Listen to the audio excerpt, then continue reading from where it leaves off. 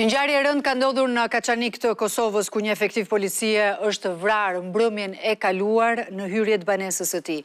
Në lidhje të drejtë për drejtë nga Ferizaj, për të marrë më shumë informacion, kemi gazetarin ton Blerta Dalloshi Berisha.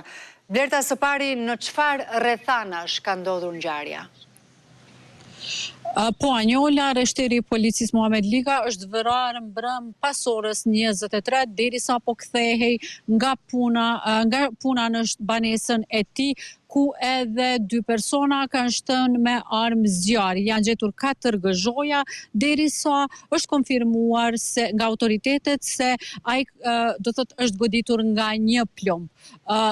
Menjëherë ishte i plagosur rënd dhe menjëherë e kanë dërguar në emergjencën e Kaçanikut, por fatkeqësisht nuk ka arritur që të mbijetoj plagëve. Blerta, dihet diçka për motivet e krimit dhe në çfarë pistash po heton policia dhe prokuroria?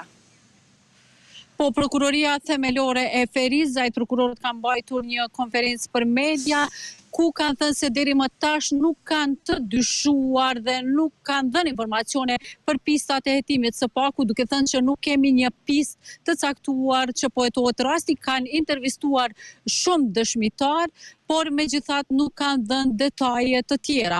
Janë pyetur sigurisht për disa lajme që janë publikuar në media për çështjen e grabitjes, të cilën e kanë hedhur poshtë, se nga kamerat kanë parë që aty do thotë kanë marrë pjesë në vrasje 2 persona dhe kanë qenë me kapela dhe janë vështirë për të identifikuar tash për tash, derisa do thotë sipas prokurorit kujdestar, afër nuk ka pas ndonjë institucion mikrofinanciar që mund të ketë pasur dyshimin e ndonjë grabitje dhe të ketë qelluar, do thotë, rreshteri i policisë Lika në ta.